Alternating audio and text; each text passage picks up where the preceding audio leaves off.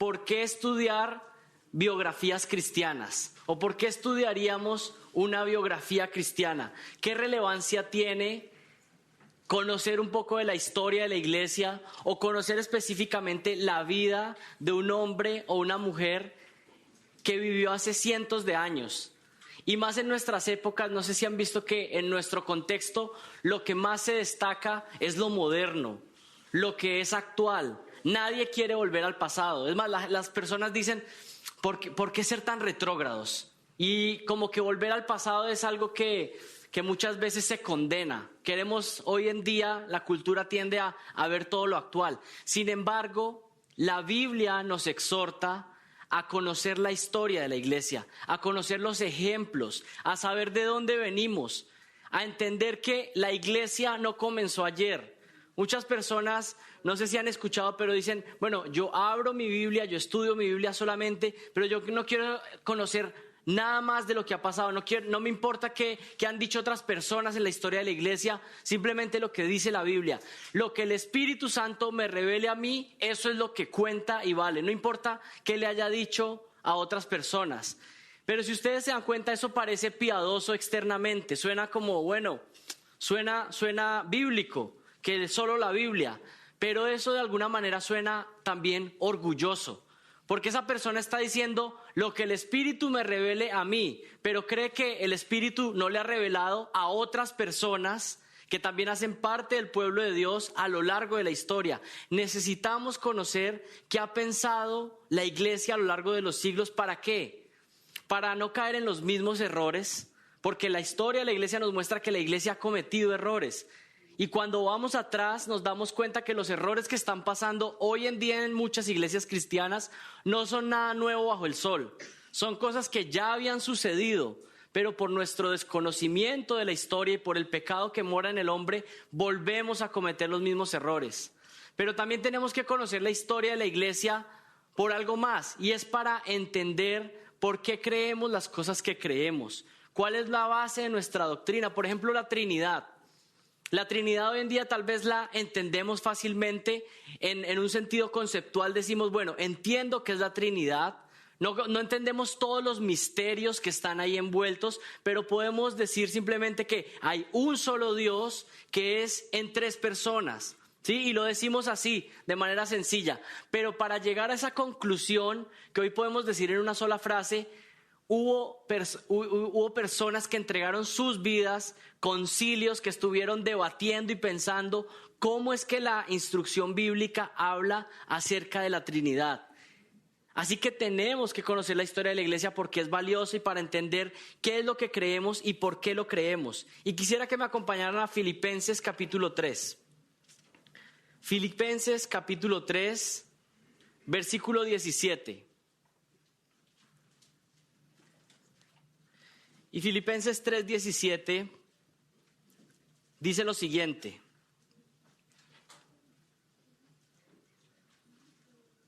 hermanos, sed imitadores míos, está hablando Pablo, y les dice, sed imitadores míos, y presten mucha atención a la siguiente palabra, y observad a los que andan según el ejemplo que tenéis en nosotros. Hermanos míos, sed imitadores míos y observad a los que andan según el ejemplo que tenéis en nosotros. Miren, en este versículo particularmente hay un mandamiento. Pablo le está diciendo, observen, ustedes creyentes, observen la vida de personas que están caminando en el Señor fielmente. Presten atención dentro de la congregación a personas que están siguiendo el ejemplo de vivir como nosotros los apóstoles hemos puesto el patrón, pero por supuesto Pablo era un imitador ¿de quién? De Cristo. Por consiguiente Pablo le está diciendo, presten mucha atención porque en medio de cada congregación hay personas maduras que están siguiendo el patrón de vivir como Jesucristo. Y les está diciendo, ustedes tienen la obligación, el mandamiento de identificar a ciertas personas que han crecido en madurez y empezar a imitar su fe. Empezar a ver qué cosas de la vida de estas personas que viven en madurez son conforme a la palabra de Dios. ¿Y qué dice? imítenlas, observen. Y esa palabra observar que está ahí en el versículo 17 habla de observar, prestar atención cuidadosa, poner sus ojos atentamente en la vida de personas que tienen un testimonio maduro en la fe. Y luego, ¿qué? Solamente quedarse observándolos, sino que imitar. Ver cómo un padre piadoso está educando a sus hijos y decir, yo estoy viendo que este hermano cría a sus hijos de una manera particular. ¿Y qué voy a hacer yo? Voy a empezar a tratar de imitar eso. No porque quiera imitar a un hombre, sino porque sé que ese hombre está siguiendo el patrón de Jesucristo. Estoy viendo a un hombre que ama a su esposa de una manera particular, la manera que le habla, la manera en que la trata siempre, en público, en privado. Entonces yo empiezo a mirar esos ejemplos de fe y empiezo a decir, yo voy a intentar imitar eso, porque ese es un imitador de Cristo. La manera como Él ama a su esposa es la manera en como Jesucristo ama a la iglesia. Y por lo tanto, yo voy a empezar a seguir ese patrón. Así que Filipenses capítulo 3, versículo 17, está dando una instrucción específica y es, identifica patrones de vida piadosa e imítalos. Y estoy convencido que este versículo 17 podría tener una aplicación también a la historia de la iglesia. Podríamos entonces pensar en hombres de la iglesia cristiana del pasado que han vivido vidas piadosas, y nosotros ¿qué tenemos que hacer entonces? Lo mismo que nos está mandando este versículo es observar con atención sus vidas y tratar de ver qué de sus vidas es bíblico, qué es correcto delante de Dios e imitarlo. Así que esta mañana vamos a estar haciendo ese ejercicio con un personaje muy conocido y su nombre es Juan Calvino.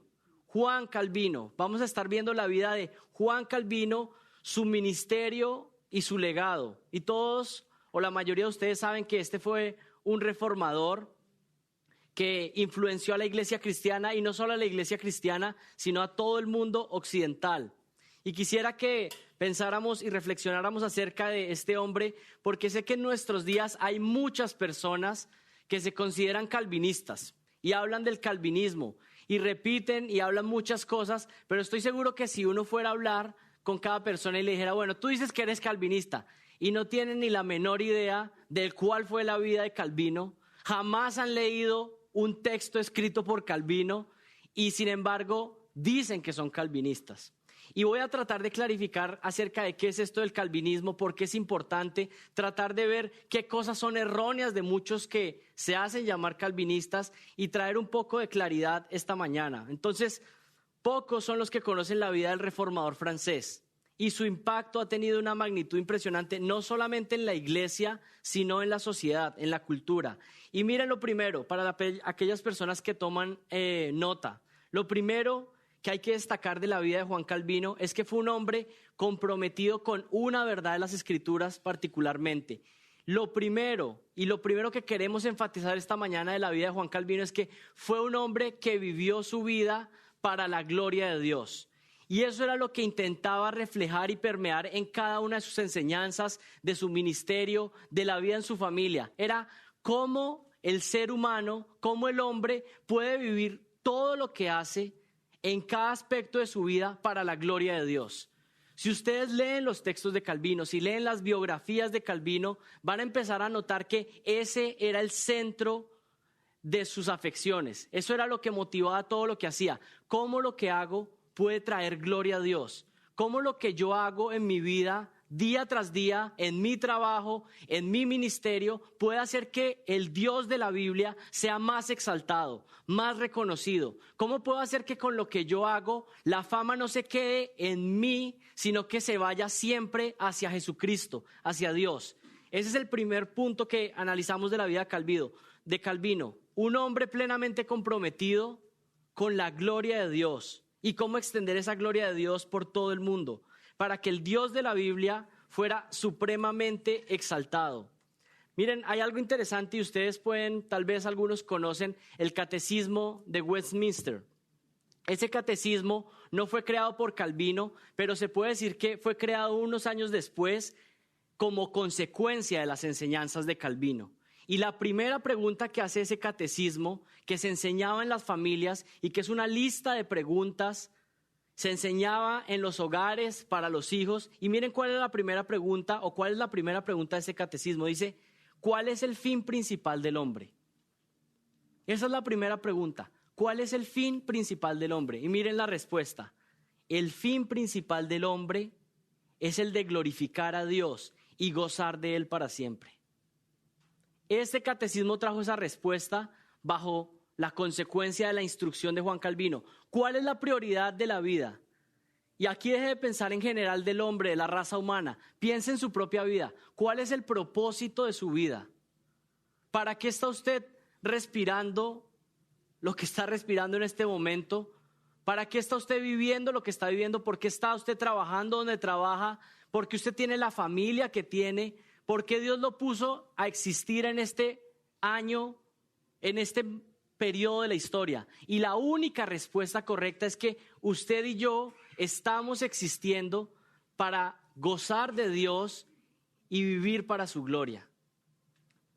Ahora cada uno puede empezar a evaluar su vida y empezar a ver si lo que está viviendo realmente refleja el propósito de la vida del hombre, que es vivir para la gloria de Dios y para gozar y deleitarse en Dios por siempre. La meta de Juan Calvino siempre fue que Dios se llevara todo el reconocimiento. Y aquí tenemos que entender que Calvino nunca hubiera deseado lo que muchas personas hacen hoy en día con él. Muchas personas hoy ponen a Juan Calvino como ¿qué? Como si fuera casi el Mesías, ¿no? Y muchas personas casi que creen ciegamente lo que él enseñó. Pero estoy convencido que Juan Calvino quería todo lo contrario. Él quería que los reformadores nunca esperaban que su enseñanza se convirtiera igual de autoritativa a la palabra de Dios. ¿Cuál era el deseo de ellos? Que la palabra de Dios fuera la suprema autoridad. Así que cuando empezamos a ver la historia de este hombre, las enseñanzas de este hombre, vamos a creer y vamos a afirmar todas las verdades que Juan Calvino enseñó, siempre y cuando ¿qué? Estén respaldadas por la Escritura. Lo pudo haber dicho cualquier persona. Cualquier pastor puede enseñar lo que sea, por ser más reconocido, por ser más importante, por ser más influyente. No importa lo que ningún pastor o líder cristiano diga, si eso que dice se aparta de la Escritura. Así que nosotros no tenemos el llamado de seguir a hombres simplemente porque fueron influyentes en la historia de la iglesia, sino que sí tenemos que aprender de su instrucción, pero compararlo con ¿qué siempre? Con la Escritura, con la palabra. Si lo que Calvino enseñó estaba conforme a la palabra de Dios, entonces lo creemos. Pero si Calvino enseñó algo que no está conforme a la palabra de Dios, entonces ¿qué hacemos? Lo rechazamos, porque nosotros somos siervos de Jesucristo que ha inspirado su palabra y nuestra única guía es la palabra de Dios. Pero quiero entonces enfatizar algo importante de cómo Calvino influyó no solamente la iglesia, sino que influyó la ética del trabajo. Y esto podríamos llamarlo la ética del trabajo protestante. Y esto es muy interesante. Miren lo que enseñó Calvino acerca de esto. Él enseñó que cada persona, y presten mucha atención, Calvino enseñaba en su instrucción, en sus libros y en sus predicaciones, que cada persona había sido llamada divinamente para cumplir un papel en este mundo, en esta sociedad. Y con eso que estaba haciendo Calvino, Calvino estaba separando la idea de que solamente los sacerdotes católicos o las personas que tuvieran un lugar en la iglesia de liderazgo eran los que tenían un trabajo sagrado. Y eso influenció muchísimo, no solamente a la iglesia, sino que influenció la sociedad entera. El pensamiento de Calvino empezó a decir, si usted es un médico, si usted es un obrero, si usted es una madre de familia, si usted es una persona que trabaja en cualquier trabajo, Dios lo ha llamado a esa vocación divinamente. Dios le ha hecho un llamado soberano para que usted ejecute ese papel. Y por lo tanto, ese es un llamado que deja de ser simplemente algo como algunos podrían llamar secular, y empieza a hacer un trabajo ¿qué? Sagrado, santo. Calvino enseñaba lo que enseñan las Escrituras, y es que todo lo que hacemos, lo hacemos delante de Dios. Así que piense lo que usted hace, su trabajo, el llamado particular que Dios le ha dado en esta etapa de su vida. Y Calvino estaba entonces instruyendo hacia que nuestra tarea es delante de Dios. El médico, el granjero, el empresario, la madre o el profesor habían sido asignados divinamente para realizar una tarea. Esto revolucionó completamente el trabajo. Por un momento piensen cómo cambia la perspectiva de un hombre que está sembrando, que está trabajando la tierra y está utilizando su fuerza y su herramienta para trabajar y labrar la tierra. Pero de un momento a otro deja de labrar la tierra, no solamente porque sabe que de ahí viene su sustento y que si no hace eso no puede comer, sino que cada vez que labra la tierra empieza a pensar, cada vez que estoy golpeando la tierra, cada vez que estoy sembrando una semilla, lo estoy haciendo para glorificar a Dios. Dios es el que es exaltado. Dios me ha llamado a esta tarea, que aunque nadie más la esté viendo, Dios la está viendo y está dando reconocimiento. Eso transforma completamente la mentalidad y la forma del trabajo. Y esto transformó la economía de las sociedades que fueron influidas por el pensamiento de Calvino. Las personas que empezaron a creer en esto, empezaron a trabajar de otra manera. Hubo un desarrollo del capital en las sociedades donde el calvinismo entró en Europa. Y quiero que sepan que esas personas, ese grupo de personas que tuvieron este pensamiento, muchos de ellos fueron personas que luego migraron aquí a Estados Unidos y que muchos fueron de los que influenciaron la manera como este sistema en este país funciona. Mucho de eso se ha perdido hoy en día, obviamente, pero los inicios comenzaron como naciones donde el trabajo no solamente era el trabajo para ganar la comida, sino que el trabajo que hiciera era para la gloria de Dios. Y quiero que entiendan que esto es algo que transforma completamente la vida de una persona. Piénsenlo en sus casos. Piensen cómo usted haría diferente su vida si estuviera consciente minuto tras minuto que lo que hace es para la gloria de Dios. Que su jefe ya no es solamente el jefe temporal que Dios ha puesto ahí en su trabajo, sino que su jefe supremo, su supervisor supremo es Dios. Y piénselo si usted es ama de casa, piénselo en la manera si usted es una abuela, cómo está haciendo una abuela para la gloria de Dios. Piénselo si usted es un trabajador, piénselo si usted es dueño de una empresa, su empresa, su trabajo, usted lo está viviendo como para la gloria de Dios y esto transformó completamente. Hay algo muy interesante y algunos de ustedes pueden tener relojes. Yo comúnmente no uso reloj, pero algunos de ustedes que tienen relojes muy finos, seguramente si miran, algunos de ellos fueron hechos en Ginebra, de sus relojes, o algunos pueden decir que fueron hechos en Ginebra, aunque realmente fueron hechos en China. Pero pongamos el caso de que alguno de ustedes tiene un reloj hecho en Ginebra. Realmente diría Genève, ¿no? Esos relojes de Ginebra son reconocidos como los relojes más precisos, los relojes suizos. ¿Han escuchado esto? Un reloj suizo, preciso, perfecto.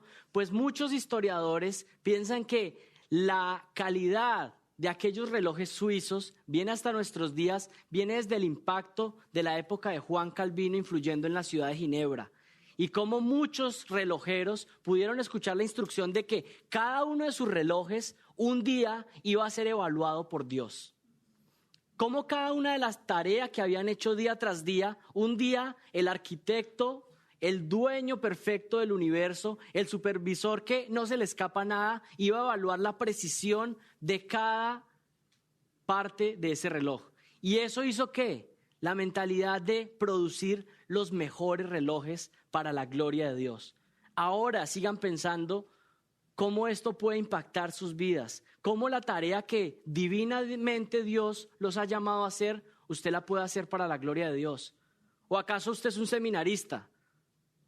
¿Cómo puede hacerlo de manera que traiga gloria a Dios? ¿Cuál es la manera más perfecta en que yo podría hacer las cosas de una manera que traiga gloria a Dios? ¿Saben por qué muchas veces no se ve la madurez en nuestra vida cristiana? Porque usted y yo estamos viviendo pensando más bien, bueno, es que esto si lo hago, bueno, eso no es pecado. Si hago las cosas, bueno, esto no es pecado. Y decidimos las cosas, tenemos opciones una u otra y decimos, bueno, si hago esto o lo otro, bueno, no es pecado si hago esto. Esa no es la pregunta que usted debe hacer, ni que yo debo hacer. La pregunta no es, ¿esto es pecado o no? La pregunta que usted y yo debemos hacer al tomar decisiones es, ¿qué es lo que más trae gloria a Dios? ¿Usted tiene una decisión difícil que hacer? Hágase esa pregunta y la respuesta va a salir rápidamente. No se pregunte si es pecado o no, pregúntese, ¿cuál sería la decisión que más gloria trae a Jesucristo? ¿Cuál sería la decisión que más lo exalta a Él? Y la respuesta va a salir rápidamente. Debemos vivir minuto tras minuto, día tras día, semana tras semana, viendo cómo nuestras vidas pueden traer más gloria a Dios. Y ahora miremos un poco de la historia de este hombre, para que pongan un poco el contexto histórico. Juan Calvino nació en 1509. Nació en 1509 en Noyon, Francia. Y quiero que tengan un poco de contexto histórico. Y cuando Juan Calvino nació, Martín Lutero tenía 26 años. Entonces, más o menos vamos ubicándonos en la historia.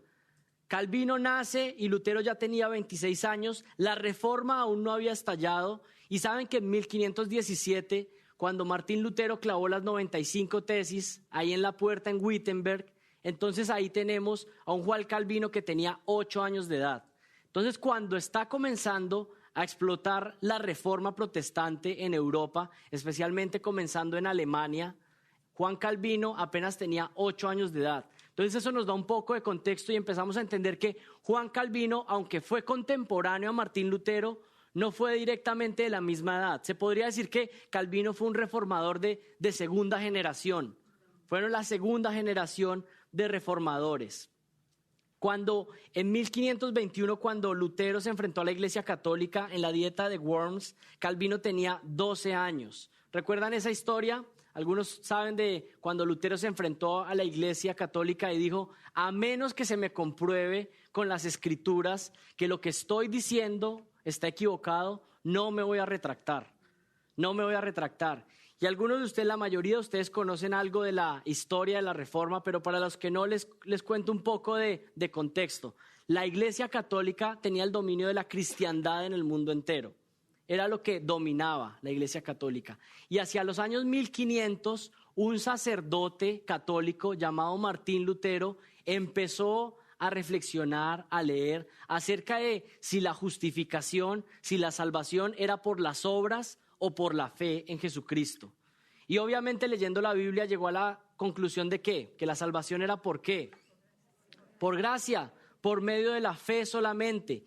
Y este sacerdote católico, y estoy tratando de resumir la historia muy rápido, pero este sacerdote católico, obviamente con la influencia de muchos otros que venían protestando desde hacía ya años, un día destapó todo. Pero hubo algo particular que hizo que la gota rebosara la copa. Y fue que la Iglesia Católica estaba obsesionada por construir catedrales imponentes en toda Europa. Esa era la obsesión, construir basílicas poderosas. Y para eso se necesitaba ¿qué? Dinero. Y a alguien se le empezaron a ocurrir la idea de cómo conseguir más dinero desde la Iglesia Católica. Estamos hablando de 1500, de los años 1500. Se les ocurrió una idea llamada las indulgencias. ¿Qué eran las indulgencias? Las indulgencias eran como una especie de cheques que se vendían donde las personas podían pagar por obtener la salvación. Y por medio de la indulgencia se le entregaba su certificado de salvación. Usted pagaba un precio y le daban su certificado ahí, bueno, con su nombre y usted, bueno, ya tiene su entrada. La gente, pues me imagino que lo guardaba muy bien para cuando le tocara presentarlo, ¿cierto? Pero para esa época apareció un hombre que se llamaba John Tetzel. Este hombre era particular porque este hombre llevó las indulgencias a un nivel más allá. Llevó las indulgencias a decir, usted ya no solamente puede comprar su propia salvación, sino que usted puede comprar la salvación de su primo, de su tío, del abuelo que se murió. Entonces esto se volvió ¿qué? Pues el negocio redondo, ¿cierto? Porque ya no solamente compraban su propia justificación, sino que podían comprar la salvación de sus familiares aún ya muertos. Quiero terminar el resumen histórico con esto. Hay una frase famosa que hablaba John Tetzel. Él decía, cuando la moneda cae en la alcancía, el alma sale del purgatorio. Eso era la manera como estaban traficando con la fe. Ese es el contexto en el que Martín Lutero, siendo un sacerdote católico, se revela y dice, esto es falso. La salvación es solamente por la fe en Jesucristo, solamente por la gracia. No hay ninguna obra, no hay ningún dinero, no hay nada que el hombre pueda hacer por sí mismo para obtener su salvación. Todo es de parte de ¿quién? De Jesucristo, de Dios. Dios a través del sacrificio de su Hijo. Ese es el contexto. Entonces, cuando Calvino comienza, Calvino es aquel que recoge la herencia de Lutero y continúa la reforma de la iglesia cristiana en todo el mundo. Nunca se conocieron personalmente Calvino y Lutero, pero los dos alcanzaron a leer sus escritos y se admiraban mutuamente, aunque Lutero y Calvino no creían las mismas cosas en todo sentido. Pero lo central acerca de la salvación por la fe, acerca de la soberanía de Dios, Lutero y Calvino estaban unidos y tenían diferentes caracteres. Cada uno tenía un carácter diferente. Por ejemplo, Lutero, cuando ustedes lean libros y biografías, van a encontrar que Lutero era más explosivo. Tenía una lengua más suelta, por decirlo de alguna manera. Y era fuerte y iba diciendo cosas. Y muchas veces cuando uno trata de leer los escritos de Lutero, muchas veces encuentra como inconsistencias entre lo que él mismo decía. Mientras que Calvino era mucho más pensador, mucho más calmado, más tranquilo, más de estar en su escritorio tratando de meditar y reflexionar y escribir y organizar el pensamiento de la Reforma. Mientras que Lutero era como ese que hablaba fuerte. Calvino era el que tenía la mente para organizar el pensamiento de la Reforma. Y es para que vayan comparando entre el carácter y cómo Dios, aunque personas tienen diferente carácter, si creen la misma doctrina, Dios los usa. Dios los usa en el medio que los quiere usar. Y cada uno fue útil en su momento. El papel de Calvino podríamos resumirlo como fue el arquitecto de la Reforma. Calvino fue el arquitecto de la Reforma, alguien que tomó todo lo que habían hecho sus predecesores, lo organizó sistemáticamente y no solo lo organizó, sino que él mismo aportó nuevo pensamiento y nueva instrucción. Y estamos hablando de nuevo pensamiento ¿de qué?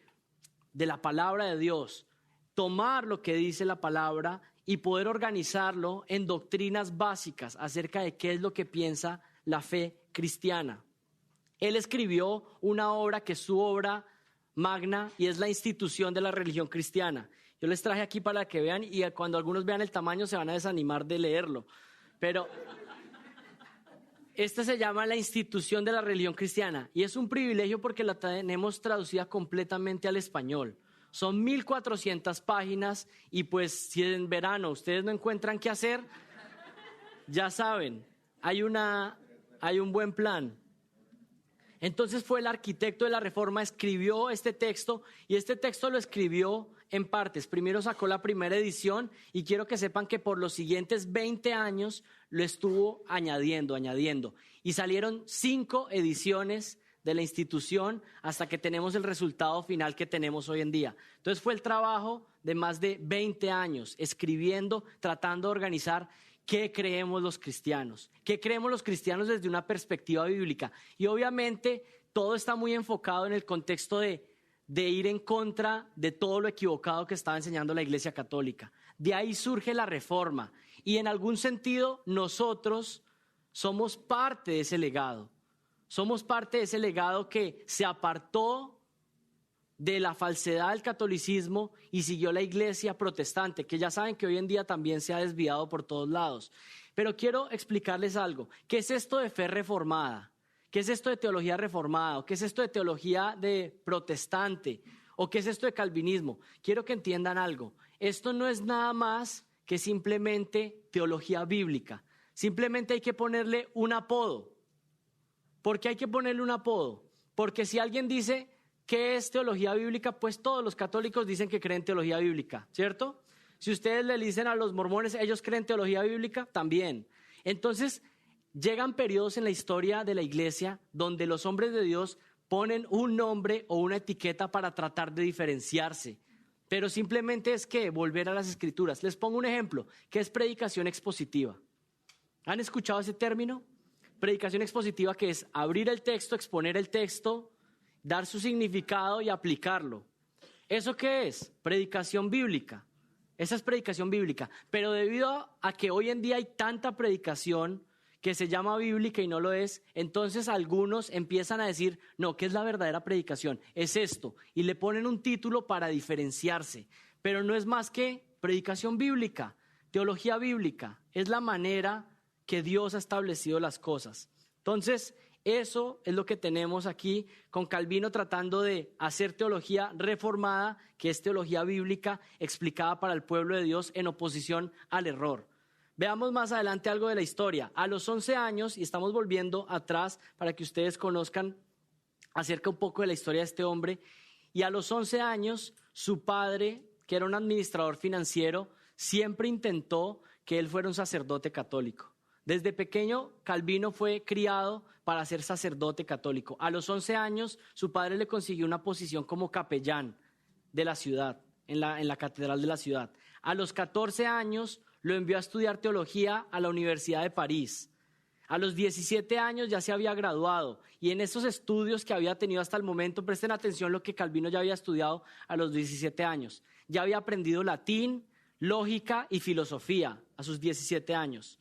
Luego Calvino recibió estudios universitarios en la Universidad de Orleans, en leyes. Así que Calvino no solamente había recibido ya latín, filosofía y lógica, sino que se había graduado también de leyes, era un abogado. Y esto va a ser muy interesante porque cuando leemos los escritos de Calvino, él siempre está tratando de presentar la verdad bíblica como si estuviera en un caso, como si él fuera un abogado, tratando de presentar la evidencia. Y estos son los argumentos. Y como al final el veredicto es que la Biblia, que da su veredicto final en contra de todos los errores. Fue durante la universidad, y esto me impacta muchísimo, y es algo de las cosas que más me ha llevado a entender que el ministerio en las universidades es fundamental para la iglesia cristiana, y es que Calvino conoció la doctrina bíblica y fue salvo en la universidad. En la universidad. Fue allí que Dios lo salvó. Y quiero leerles las palabras del testimonio de Calvino. ¿Cómo dice que él nació de nuevo? ¿Cómo fue que en la universidad, también a través de los textos de Martín Lutero, fue que él conoció la gracia salvífica? Un hombre que había sido criado para ser sacerdote, un día llega a la universidad y entiende que todo lo que le habían enseñado era ¿qué? Falso, mentira. Miren, estas son las palabras de Calvino. He aquí que comenzó una forma muy distinta de doctrina. Y es interesante porque muchos de ustedes y yo nos sentimos identificados con estas palabras. Comenzó una forma muy distinta de doctrina. No una doctrina que nos alejara de la profesión cristiana, sino una que nos traía de vuelta a sus fuentes, a su pureza original. Ofendido por aquella novedad, la oí sin desearlo. Y al principio confieso que me resistí con fuerza y con pasión. Yo no quería reconocer que toda mi vida había estado en la ignorancia y en el error. Al fin logré darme cuenta, como si se hubiera abierto paso la luz sobre mí, en qué posilga de error me había revolcado y cuánta contaminación e impureza había contraído de esa forma. Dios, por medio de una conversión repentina, sometió mi mente, la cual estaba endurecida, más allá de lo que se podía esperar de alguien con la corta edad que yo tenía. Y Él me hizo entender. La luz brilló, entendió y se dio cuenta que lo que pensaba que sabía, los años de fe que pensaba que había tenido, que creía en Dios, se dio cuenta que era ¿qué? Falso, que era falso. Y se dio cuenta entonces de la doctrina verdadera. A partir de ese momento, Juan Calvino comenzó a ser parte del ejército de la Reforma y empezaron a impactar con la palabra de Dios a los estudiantes y profesores. Y hay una historia bien particular. El rector de la universidad donde estaba Calvino en ese momento se llamaba Nicolás Cop. Y este también fue influenciado por las doctrinas de la Reforma y era uno de los mejores amigos de Calvino. Este rector de la universidad, un día para comenzar uno de los discursos, dio un discurso en la universidad acerca de esta nueva fe o este nuevo entendimiento de la Reforma y empezó a proclamar las verdades del Evangelio a la luz del Nuevo Testamento. Pues adivinen qué pasó, se armó una revuelta tremenda en esa ciudad y querían perseguir a Nicolás Cop y a Juan Calvino. Tuvo que terminar escapando por una ventana para poder huir y finalmente lo atraparon y estuvo encarcelado unos días. Pero ¿saben qué es lo más interesante? Muchos historiadores dicen que Nicolás Cop ese discurso que dio esa vez lo había escrito Juan Calvino. O sea, Juan Calvino, que era la mente maestra, pero tenía a alguien en posición de liderazgo como líder de la universidad, le dijo, vea, le voy a escribir esto y usted lo tiene que leer a toda la universidad, ¿sí? Cobb, que tenía la influencia, que tenía la posición, dijo, vamos a hacerlo. Y lo dicen porque la manera en que estaba escrito, dicen, esto fue escrito por Calvino, ¿sí? Fue perseguido y tuvo que abandonar la ciudad. Luego de haber sido encarcelado un poco de tiempo, Calvino huyó de París y se refugió en la casa de un hombre rico que defendía la reforma. Había muchos hombres que defendían la reforma y simplemente su manera de apoyarla era por medio de sus recursos económicos. Y tuvo a Juan Calvino viviendo en su casa 5 meses y tenía una biblioteca gigante, y los historiadores dicen que en esa casa que vivió 5 meses fue donde más leyó las obras de San Agustín. Ahí fue donde obtuvo su conocimiento acerca de San Agustín, y saben que eso va a influenciar mucho del pensamiento de Calvino en sus obras después. Luego se dirigió a Basilea, en Suiza, donde comenzó a escribir la primera edición de la institución de la religión cristiana, que ya les mostré hace unos minutos. Esto fue en el año 1536. 1536. Algunos todavía están soñando con las 95 tesis. Entraron en un sueño profundo hace unos minutos, ¿no? Bueno, ya pasamos 1517, ahora vamos en 1536. ¿Listo? Algunos volvieron a la vida ahora. Para este momento, Calvino había decidido dedicarse a apoyar la reforma de la siguiente manera. Es interesante porque había pasado todo esto en las universidades. Calvino se había dado cuenta que tenía una fortaleza para escribir, y entonces él dijo, mi manera de apoyar la reforma, de que esto se expanda por todo el mundo, es que me voy a buscar una biblioteca en Estrasburgo y me voy a dedicar a estudiar libros, a estudiar el griego y el hebreo, a estudiar los textos en latín, y voy a producir textos para la reforma y publicarlos. Él dijo, me voy a dedicar a lo que él llamó una vida tranquila de estudio. ¿Pero ustedes creen que Dios tenía ese plan? Él dijo, voy a ir a Estrasburgo a estudiar, a dedicarme tranquilo a publicar libros, pero Dios tenía otro plan. Cuando estaba en su viaje hacia Estrasburgo y estaba viajando, sucedieron unas guerras en esa época y él tuvo que desviarse y llegó a una ciudad que se llamaba Ginebra en Suiza. Y el plan de Calvino era pasar solamente una noche en Ginebra, pasar la noche ahí y seguir su recorrido hacia Estrasburgo, a su vida tranquila de estudio. Pero ¿qué pasó? Y esto es una de las partes más interesantes de la vida de Calvino. En la ciudad de Ginebra ya había empezado la reforma, ya había empezado este movimiento de volver a la Biblia, de volver al Evangelio de Jesucristo. Y había un líder en esa ciudad que se llamaba William Farel, o Guillermo Farel cuando lo traducen a español. Y este hombre se enteró que Calvino estaba en Ginebra. Entonces, cuando se enteró que Calvino estaba en Ginebra, fue y lo encontró y le empezó a suplicar y le dijo, por favor, quédate con nosotros aquí en Ginebra. Quédate aquí ayudándonos a expandir la reforma a toda Europa desde Ginebra, pero también aquí principalmente en esta ciudad. No solo para toda Europa, sino aquí a transformar esta ciudad. ¿Y qué le contestó Calvino?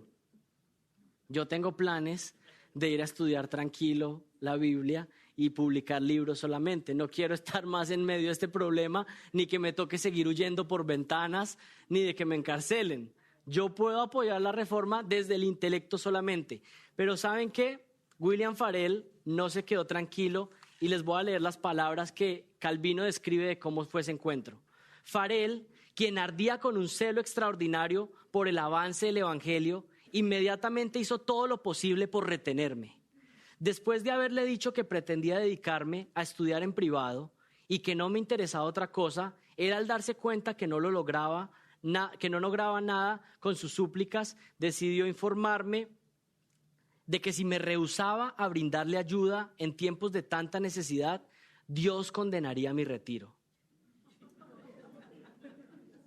Farel procedió a lanzar una imprecación en la que le pedía a Dios que maldijera mi retiro y la tranquilidad de mis estudios. Y si yo me retiraba y me negaba a darle ayuda, entonces, ¿qué le estaba diciendo Farel? Farel le estaba diciendo, quédate. Y Calvino le decía, no, yo voy a ir a estudiar. ¿Y qué le dijo Farel? Si te rehusas a ayudarnos, que Dios maldiga tus estudios y que tú no puedas tener la tranquilidad que quieres en tus estudios. Si yo me retiraba y me negaba a darle ayuda, aquí la respuesta de Calvino: ante aquella imprecación me sentí tan aterrado que desistí del viaje que había emprendido. Calvino se quedó en Ginebra y Dios usó la vida de Farel para moverlo y decirle: necesitamos ayuda. Y no, sí necesitamos que sigas estudiando, pero necesitamos también que seas un predicador de la palabra. Y esto es muy importante, porque sí tenemos que estudiar la palabra, pero tenemos que predicar la palabra. Tenemos que alzar la voz y que las personas conozcan el Evangelio de Jesucristo. Con esa invitación tan amable de Farel, Calvino decidió quedarse en Ginebra, Suiza, para ayudar a avanzar la reforma. A los pocos días fue nombrado profesor de teología y a los 4 meses fue nombrado pastor de la Catedral de San Pedro. A partir de este momento comenzó no solamente la reforma en la congregación, sino en toda la ciudad de Ginebra. Pero no fue fácil y había un grupo especialmente en la ciudad de Ginebra que se hacían llamar los libertinos. Y ustedes ya por el nombre pues podrán entender. Se llamaban los libertinos, pero no eran personas que estaban fuera de la iglesia, eran personas que estaban dentro de la iglesia y tenían una enseñanza completamente extraña. Ellos decían que la verdadera comunión de los santos era que los cristianos tenían que compartir todas las cosas, compartir las pertenencias, sus casas, sus posesiones, pero eso también incluía a sus esposas. Y estos eran hombres que cometían adulterio y fornicación sin reparo, porque eso era la parte de la comunión de los santos, compartir unas otras cosas. Cuando Calvino empezó a enfrentar esta situación y a reprender el pecado y a tratar de reformar la ciudad, muchos de estos hombres y otros que cometían otro tipo de pecados explícitamente querían venir y tomar la Santa Cena. Y una de las cosas que sucedió es que Calvino se opuso a darles la Santa Cena a personas que vivían en pecado abierto, que simplemente estaban externamente pecando y querían venir y recibir los elementos de la Santa Cena, el pan y el vino. Y eso al inicio sucedió que las autoridades de la ciudad al principio expulsaron a Calvino de su propia iglesia. Expulsaron a Calvino, y es interesante porque muchos hombres de la historia que han sido fieles a la palabra han llegado a ser expulsados de sus propias iglesias.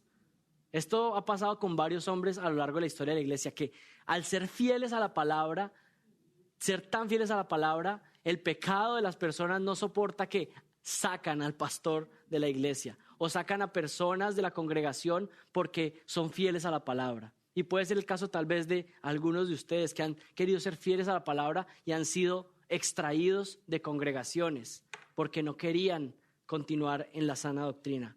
Entonces no todo fue fácil para Calvino. Fue al negarse a dar la Santa Cena a personas que vivían en pecado abierto, fue expulsado de la ciudad. Y ahí pudo ir a Estrasburgo por 3 años. Y es interesante, por fin pudo llegar a la ciudad donde quería dedicarse a estudiar. Y estuvo por 3 años en Estrasburgo pastoreando una iglesia de 500 miembros. Y con esos 500 miembros, la mayoría eran personas que venían de diferentes países que estaban siendo perseguidos por ser de la Reforma y venían a buscar un refugio ahí. Pero ¿saben qué? Hay algo muy interesante. Dios estaba guiando a Calvino a Estrasburgo por una razón en particular. Calvino tenía 31 años y aún no se había casado. Así que ya saben cuál era el plan de Dios ahí. Y aquí es cuando a algunos ya les gusta la historia porque se pone como romántica, ¿cierto? Sí, en la historia de Calvino también hay esto. Antes de que Calvino llegara a Estrasburgo, miren lo que Calvino decía que él buscaba en una mujer. Esto era lo que Calvino buscaba en una mujer. La única belleza que me atrae a mí es esta, que sea casta, no demasiado simpática, ni quisquillosa, económica, paciente y dispuesta a cuidar de mi salud. Él decía, esto era lo que buscaba en una mujer. Y en la iglesia que pastoreaba ahí en Estrasburgo, encontró una mujer que quedó viuda y tenía 2 hijos. Y al poco tiempo, Calvino se casó con ella, que se llamaba Idelette. Calvino tuvo 3 hijos con Idelette, pero el primer hijo de Calvino se murió a las 2 semanas de haber nacido. Y los otros 2 hijos murieron como aborto natural o al poco tiempo de haber nacido. Así que no no hubo un hijo que creciera con ellos. Y lo más doloroso, las palabras de Calvino fue ese primer hijo que murió a las 2 semanas de nacido. Y estas fueron las palabras. Y quiero que entiendan que este es un hombre que no solamente enseñó la soberanía de Dios, sino que confiaba en la soberanía de Dios. Miren las palabras cuando murió su hijo. Ciertamente el Señor nos ha herido de manera grave y amarga con la muerte de nuestro pequeño, pero Él mismo también es padre y sabe mejor que nadie qué es lo bueno para sus hijos. Calvino era un buen ejemplo no solo de creer en la soberanía, sino de confiar en ella. Y saben, también fue interesante y doloroso en su vida que solo pudo estar casado 9 años con Idelette, porque ella murió de tuberculosis. Y las palabras de Calvino con la muerte de Idelette fueron las siguientes: he perdido a la mejor compañera de mi vida.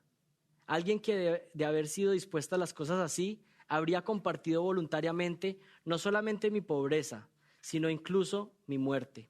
Durante su vida fue mi fiel ayudante en el ministerio. Nunca experimenté el más mínimo obstáculo de su parte. Nunca me creó problemas durante todo el transcurso de su enfermedad, sino que estaba más ansiosa por sus hijos que por ella misma. Estas fueron las palabras de Calvino al morir su esposa. En 1541 le pidieron que regresara a Ginebra. Las personas que lo habían expulsado de pronto pensaron, bueno, este era el hombre que necesitábamos, y regresó a Ginebra. Él ya no quería volver porque sabía que igual iba a ser lleno de problemas, pero hay una frase que él dice: yo ya no soy el dueño de mi propia vida, soy un esclavo de Dios y voy a hacer lo que su voluntad me mande. Y regresó a Ginebra y continuó con el ministerio. Y quiero que conozcan algo del ministerio que tenía Juan Calvino. Era un predicador de la Biblia versículo por versículo, libro por libro. ¿Saben? Cuando se fue 3 años atrás, terminó en un versículo. Y cuando regresó a los 3 años, adivinen qué siguió predicando el primer día que llegó. El versículo que seguía. Era un predicador consecutivo de la palabra de Dios. Y ahora ustedes pueden entender y ver que lo que hacemos en esta iglesia no fue un invento de ahorita. No es como, ¡ay, qué creativos! Esto es lo que ha hecho el pueblo de Dios fiel por siempre: exponer la Biblia. ¿Qué le interesa al pueblo de Dios? Conocer qué tiene Dios para decir, abrir la Biblia, extraer los versículos, explicarlos y que el pueblo de Dios entienda todo el consejo de Dios, no solo los versículos favoritos, sino todos los versículos. Y Dios es el que va poniendo el tema semana tras semana. Esto fue lo que hizo Calvino. Predicaba varias veces los domingos y en semanas alternas, por ejemplo, una semana enseñaba todos los días la Biblia, todos los días. Y los domingos enseñaba 2 veces. Y había una semana que paraba para prepararse y dedicarse a otros ministerios. Pero era un hombre que predicaba más de 15 o 20 sermones en la semana.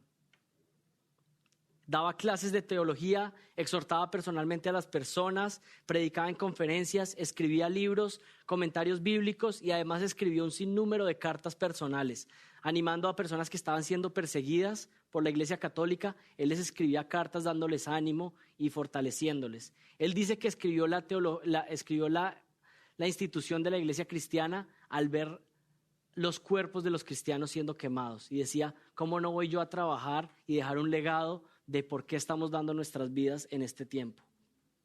La predicación de la palabra hizo que Ginebra se convirtiera en un faro de la verdad y en esa ciudad se dobló la población. Llegó el doble de la población porque llegaron personas de diferentes sitios a ser entrenados en la escuela de Calvino de teología. Y personas refugiadas que estaban siendo perseguidas veían a Ginebra como el lugar de refugio. Y jóvenes llegaban a Ginebra para ser entrenados por Calvino y para luego ser enviados a sus países u otros países y plantar iglesias reformadas. Ese era lo que estaba pasando en Ginebra. Eso era lo que estaba pasando. ¿Y saben quién fue uno de esos jóvenes? John Knox, que luego fue uno de los que fue y dirigió la iglesia reformada en Escocia.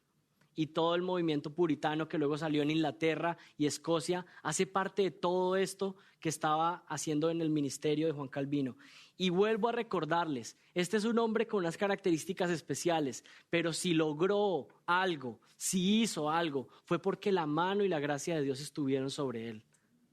Este es un pecador como cualquier otro, y esto es justamente lo que quisiera enfatizar.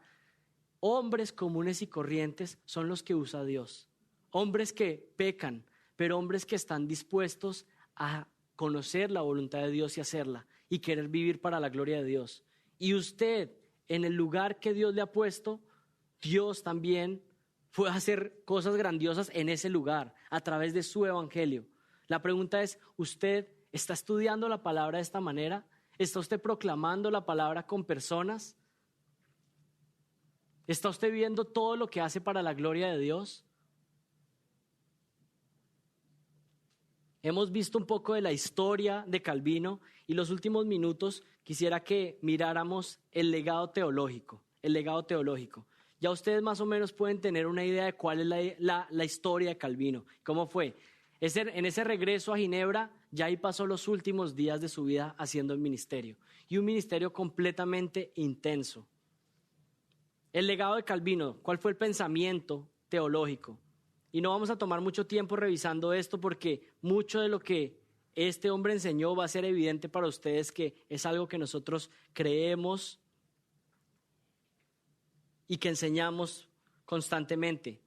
La doctrina reformada en un sentido no apareció con Calvino. Y esto quiero insistirlo nuevamente. La doctrina reformada es simplemente volver a la Escritura, volver a lo que dice la Biblia. Entonces se podría decir que la reforma o la doctrina reformada o el calvinismo no es algo que comenzó con Calvino, sino que comenzó desde la Biblia. Es simplemente el evangelio bíblico. Es lo que ha estado ahí por siempre. Pero número uno en el legado de Calvino, y esto es principal y muy importante, de su pensamiento, la soberanía de Dios. La soberanía de Dios. Algunos limitan el calvinismo a la enseñanza de la predestinación o a los 5 puntos del calvinismo o las doctrinas de la gracia. Sin embargo, el pensamiento calvinista era más bien una cosmovisión completa del mundo, una perspectiva de cómo funciona el universo, cómo ver el mundo en el que existimos. Con la soberanía de Dios, Calvino intentaba explicar cómo la Biblia enseña que Dios, y presten mucha atención a esto, cómo Dios es la causa y el efecto de todo lo que sucede. Esto es crucial en todo el pensamiento de Calvino. Él es tanto el creador como el controlador de todo lo que sucede. Todo lo que existe y todos los eventos que pasan en este mundo están siendo divinamente controlados ¿por quién? Por Dios. La soberanía de Dios es un atributo que expresa que Él es el Rey y Señor y que ejerce completo gobierno y dominio sobre su creación. Dios ha decretado todo lo que ha de suceder en este mundo. Nada se mueve en el universo sin que Dios haya dado su orden. Dios es Dios. Dios es Dios. Dios gobierna este universo. Dios tiene el poder y la autoridad para decidir lo que sucede aquí. Y vamos a ver algunas declaraciones de Calvino en este sentido. Presten atención. Dios es el que dispone y gobierna todas las cosas, que desde la eternidad más remota, según su propia sabiduría, decretó lo que debía hacer y ahora por su poder ejecuta lo que Él decretó. ¿Qué está diciendo? Que Dios no solamente decretó desde antes de la fundación del mundo lo que va a suceder, sino que ahora con su omnipotencia hace que sucedan las cosas que Él ha determinado. Si Dios es el juez del mundo, escuchen esto con atención, entonces la suerte no tiene lugar en el plan de Dios. Nosotros no somos afligidos por el azar. Nuestras cosas no pasan por el azar. No somos el resultado de la casualidad. Más bien somos gobernados por la infalible providencia de Dios. Otra declaración de Calvino. Todo lo que sucede en este mundo está de acuerdo a su decreto, al decreto de Dios. Para el bien y seguridad de su pueblo, Él gobierna a todas las criaturas. Y escuchen esto, aún al diablo. Ya hemos visto cómo no pudo hacer nada Job sin el permiso de Dios. ¿Cuál es esta cosmovisión de Calvino entonces para resumirlo? Dios es quien controla todo lo que Él ha creado, todo su universo. Dios es Dios.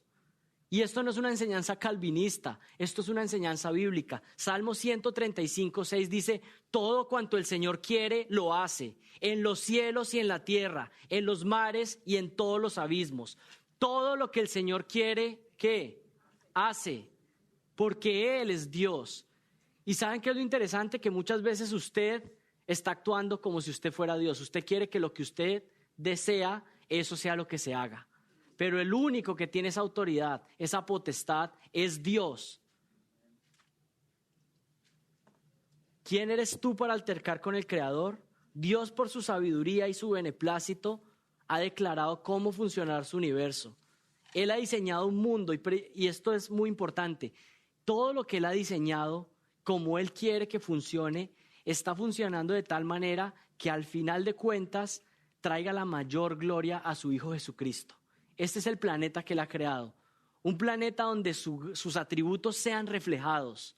Imagínense y piensen en esto, Él ha creado un mundo donde pecadores un día iban a ser perdonados por gracia, para reflejar que Él desde la eternidad es un Dios de gracia. ¿Cómo podía mostrar gracia ante personas que no habían pecado? Él está haciendo este universo para demostrar los atributos eternos que ha tenido, para mostrar su misericordia, su amor. Y saben, en el diseño que Él ha hecho, ha diseñado que este planeta Tierra al final va a llegar a un punto donde el ser humano va a glorificar tremendamente a Jesucristo y decir, este era el medio de salvación más grande, el plan más inconcebible, el amor más grande, la misericordia más grande, la gracia más grande, es el plan de salvación que Jesucristo ejecutó. Dios es soberano, el pecado no se salió de su control, Adán y Eva no se salieron y Dios está tratando de pensar un plan B. Dios ha determinado todo desde la eternidad para que Él sea glorificado. Y quiero que presten atención a algo. Ustedes y yo somos beneficiados por ese plan eterno de Dios, porque en su gracia decidió incluirnos y hacer parte. Ahora el punto es, ¿estamos siendo parte efectiva en eso? ¿Estamos viviendo para que Él sea glorificado, para cumplir el propósito con el cual Él creó todo el universo?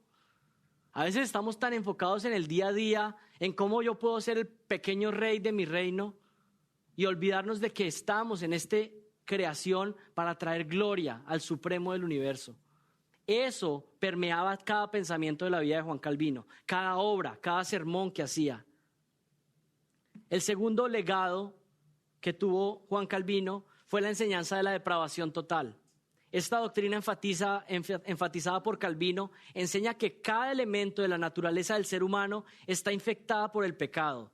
Enseña que el intelecto, la mente, la razón, las emociones, los sentimientos, la voluntad, las motivaciones, el cuerpo, todo lo que compone el ser humano está infectado por el pecado. Eso enseña la doctrina de la depravación total y fue una enseñanza enfatizada por Calvino. También esta doctrina enseña que todos recibimos una naturaleza pecaminosa de nuestros padres, desde Adán. Usted no se vuelve pecador, la sociedad no lo vuelve pecador.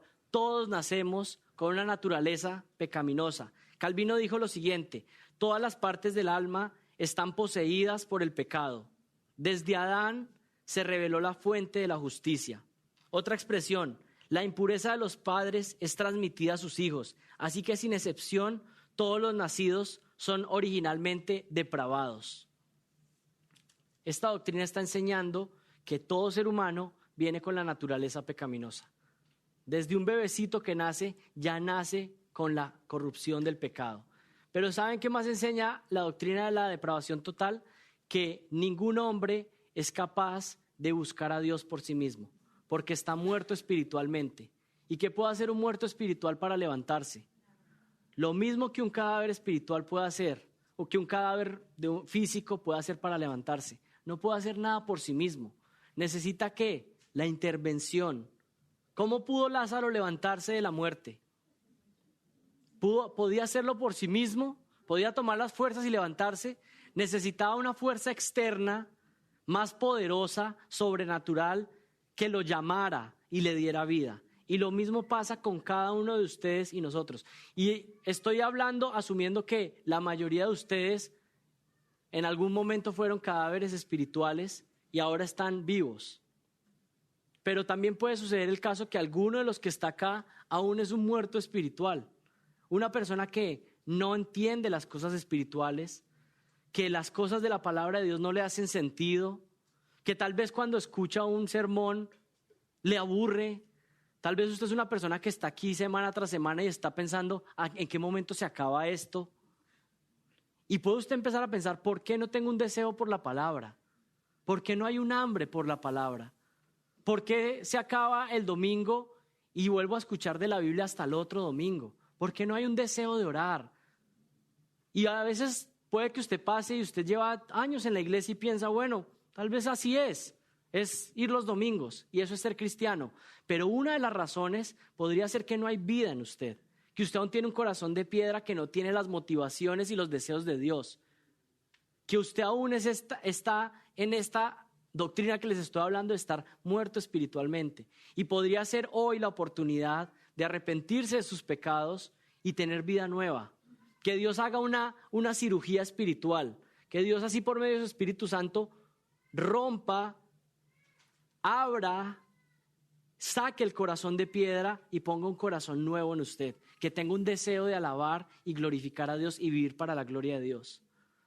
Porque todos nosotros hemos nacido bajo una naturaleza pecaminosa y necesitamos que externamente venga una fuerza de Dios, la fuerza del Señor, y nos dé vida nueva.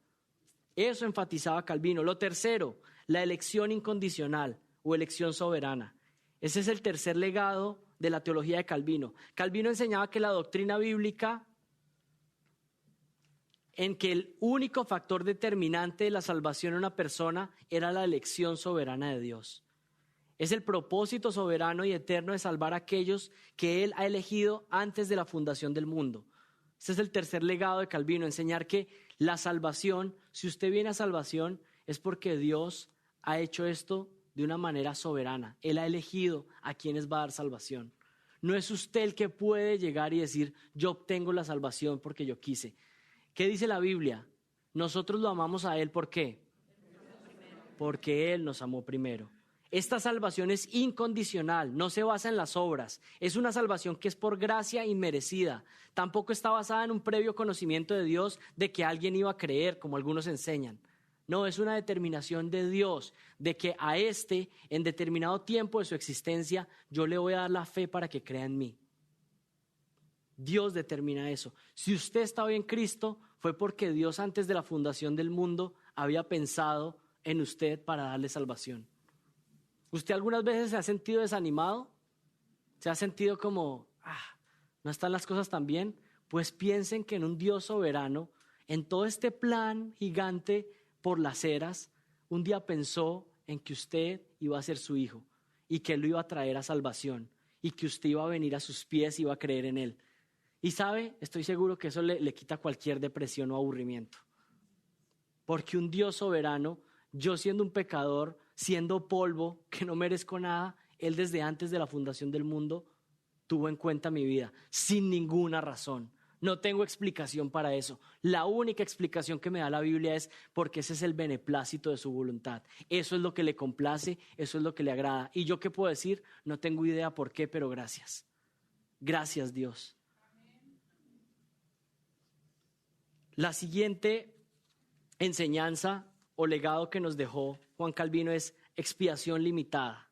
La expiación limitada o expiación definitiva. Esta enseñanza afirma que Jesucristo, al realizar su sacrificio expiatorio, solo estaba muriendo y pagando el precio del pecado de aquellos que creerían en Él. Algunas personas piensan que con esta doctrina estamos diciendo que el sacrificio de Cristo no es suficiente para pagar el pecado de todas las personas del mundo. Miren, la sangre de Cristo es suficiente para pagar el pecado de 10,000 planetas como este, llenos de personas pecadoras, y sobraría, porque la sangre de Cristo es suficientemente valiosa para pagar el pecado infinitamente. Pero el punto de esta doctrina es más bien que Jesucristo al ir a la cruz estaba yendo a morir por aquellos que había elegido desde antes de la fundación del mundo, esos que eran su pueblo, esos que era por los que venía. Él estaba yendo a morir por los pecados de ellos.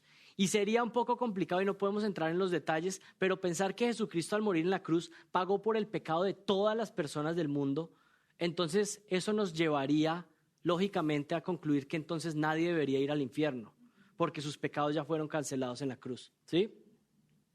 Algunos todavía están confundidos, pero podemos profundizarlo después. El punto es que Calvino enfatizó esta doctrina. Steve Lawson concluye esta discusión hablando de lo que Calvino pensaba de la siguiente manera. Es razonable concluir que Calvino apoyó la expiación definitiva, pero es bueno revisar las definiciones hechas posteriormente por sus sucesores, como Teodoro Beza y el Sínodo de Dort. Es bueno ver cómo esta doctrina sí hay que tener cuidado y estudiarla a detalle cada uno, pero es algo que la Biblia también enfatiza. Número 5, llamado irresistible o gracia irresistible. Este es el siguiente legado, el quinto legado de Calvino. Este legado enseña que ninguno de los elegidos puede escapar de la gracia salvífica. Quiere decir que si usted fue salvo, no es que usted puede un día resistirse tanto ante la gracia de Dios que no venga usted a salvación. Es la gracia irresistible. Dios ciertamente va a salvar y dice que ninguna de las ovejas que está en su mano podría escaparse. Todo el que Él ha determinado para salvación antes de la fundación del mundo, en un momento vendrá a salvación. Vendrá a salvación. Ahora, ustedes quisieran que cuando van a evangelizar la gente tuviera una E en la cabeza, ¿cierto? De elegido, ¿cierto? Entonces quisieran, bueno, yo le voy a predicar solo a los elegidos. ¿Sabemos quiénes son los elegidos? No. ¿Qué nos dice la palabra? Que prediquemos el evangelio a todos. Y otra cosa que también, otro error que he escuchado, hay personas que me dicen, no, es que yo no sé si yo soy elegido. La Biblia nunca le llama a usted a investigar si usted es elegido o no. La Biblia lo llama a usted, arrepiéntete y cree. Ese es el llamado. No hay otro llamado más. Usted está siendo expuesto ante sus pecados. ¿Cuál es su responsabilidad ahora? Creer en el evangelio, arrepentirse y creer en Jesucristo. Después, cuando esté caminando en el Señor, va a poder reflexionar, ¿por qué creí? ¿Por qué vine a Él en arrepentimiento? Porque Él había obrado en mí desde antes, porque Él fue el que me trajo. Llamado irresistible. Dios hace este llamado usando medios como la proclamación del evangelio. Sin embargo, este llamado es un llamado irresistible y es una obra interna del Espíritu Santo que da vida al muerto espiritual y le permite comprender por primera vez las verdades espirituales. Es el llamado irresistible, le permite a la persona ver que es un pecador, que merece la condena. Mira su estado actual y dice, voy de seguro a la condena de Dios. Pero al mismo tiempo este llamado le permite ver la luz de la cruz. Le permite ver que es pecador, pero al mismo tiempo dice, soy pecador, pero Jesucristo murió en la cruz y es suficiente para perdonar mi pecado. Sí, mi pecado es terrible, sí merezco la condena, pero Jesucristo pagó por mi pecado. Puedo confiar en Él y ser perdonado. Esto sucede a todos aquellos que Dios llama a salvación. Nadie se salva jamás porque es más inteligente, más hábil. Usted no es más inteligente que su vecino que no cree, que el primo incrédulo. No, usted cree porque Dios ha obrado en su vida de manera soberana. Así que, ¿qué es lo que tenemos que orar por nuestros familiares que no creen? Dios, obra. Tú eres el único. Yo proclamaré el evangelio una y otra vez, pero el único que puede dar vida es ¿quién? Dios es el único que puede dar vida espiritual. Calvino dijo así, el llamado efectivo de Dios es la causa de nuestra fe, no la perspicacia de nuestra mente, pero el llamado de Dios. Lo que diferencia al que cree del que no cree simplemente es que uno fue llamado por Dios y el otro no. Esa es la gran diferencia. Y finalmente, el último punto, la perseverancia de los santos o la gracia perseverante. Esta doctrina simplemente es la conclusión de una cadena de dominós que vienen llegando. Si Dios soberanamente eligió a quienes iba a escoger, si la salvación no es porque el hombre es mejor que otro, sino porque Dios obró, entonces por consiguiente, cuando Dios salva a alguien, Dios también sostiene la salvación de esa persona. Dios también sostiene la salvación de esa persona. Y hay un versículo muy clave que lo salté, pero es bueno leérselos, está en Romanos 8:29, dice, porque a los que antes conoció, también los predestinó, para que fuesen hechos conformes a la imagen de su Hijo, para que Él sea el primogénito entre muchos hermanos. Y versículo 30, a los que predestinó, a estos también, ¿qué? Llamó. Y a los que llamó, a estos también, ¿qué? Justificó. Y a los que justificó, a estos también, ¿qué? Glorificó. Si usted fue llamado, inevitablemente va a ser glorificado. Es una cadena que está unida. Si el Señor lo salvó, usted va a llegar a glorificación, finalmente. Dios va a perseverar dándole fe. Algunos han dicho que si nosotros pudiéramos perder nuestra salvación, ¿qué pasaría? todos la perderíamos.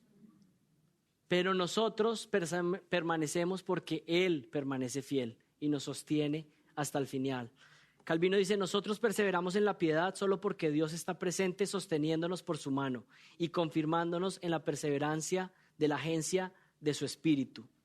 Hermanos, este es el legado que ha dejado Juan Calvino. Y si ustedes pueden ver, no es nada extraño y diferente a lo que dice la palabra de Dios. Lo que dice la palabra de Dios. Por supuesto, no tengo tiempo para avanzar más, pero hay ciertas cosas que Juan Calvino enseñó que yo no estoy de acuerdo y que no estamos de acuerdo. Esas las podemos discutir después de la clase, ¿sí? Pero quisiera terminar terminando con las palabras que Calvino dijo antes de morir y concluyendo con esto. Juan Calvino no está en el cielo por todo esto que hizo, ni por su legado, ni por lo fiel que fue y cómo amó a su esposa, ni por la institución de la iglesia cristiana, ni por todos los sermones que predicó en Ginebra.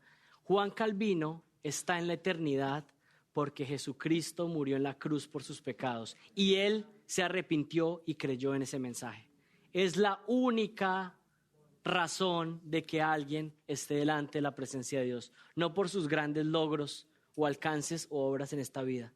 Y Él lo supo muy bien y miren lo que dijo en sus últimos días de vida. En el nombre de Dios, yo, Juan Calvino, siervo de la palabra de Dios en la iglesia de Ginebra, agradezco a Dios porque no solo ha mostrado misericordia a esta pobre criatura suya y ha soportado mis pecados y debilidades, sino que me ha hecho partícipe de su gracia para servirle a través de mi obra. Confieso vivir y morir en esta fe que Él me ha dado, ya que no tengo otra esperanza o refugio más que su predestinación, el fundamento de toda mi salvación. Abrazo la gracia que me ha ofrecido en nuestro Señor Jesucristo y acepto los méritos de su sufrimiento y muerte, y a través de ellos mis pecados han sido sepultados. Hermanos, oremos. Señor, te doy gracias porque la vida de hombres fieles nos anima a nosotros a dar nuestras vidas también para traerte gloria a ti, Señor. Pero te doy gracias porque nosotros no somos aceptos delante de ti por las vidas maravillosas o el testimonio grandioso y famoso que se pueda tener. Muchos de mis hermanos que están aquí, Señor, sé que tal vez no vamos a ser recordados en la historia, tal vez, pero sabemos que nuestra corona está reservada, Señor, porque tú lo has prometido. Y sabemos que somos aceptos delante de ti por tu gracia, Dios, por tu gracia soberana. La salvación es del Señor. Te pido que si has utilizado este mensaje, Dios, para que alguien reflexione acerca de cómo está viviendo su vida, de si tal vez aún está en sus delitos y pecados, Señor, y tú desde la eternidad, Señor, lo habías llamado para salvación, que hoy hagas ese llamado efectivo del cual estábamos hablando, Señor. Ese llamado irresistible que no se puede soportar y que llama al hombre a arrepentirse y a creer en Jesucristo. Te suplico que haya fiesta en los cielos por un pecador que se arrepiente. Y también, Señor, con mis hermanos que hemos creído en el Evangelio glorioso de la gracia, hoy te damos exaltación y gloria por haber perdonado nuestros pecados, por haber tenido en cuenta nuestra vida, Señor, que no era nada particular, que no era nada llamativa, sino que más bien era rebelde contra ti. Pero tú desde antes habías decidido llamarnos a salvación y hoy te damos gracias, Señor. Hoy te exaltamos por tu bondad, por tu misericordia, por tu gloriosa gracia, Dios. Te pedimos que nos bendigas y que nos ayudes a vivir a la luz de estas verdades y que nuestra vida sea para que tú seas glorificado, Señor. Te pedimos todo esto en el nombre de Jesucristo. Amén.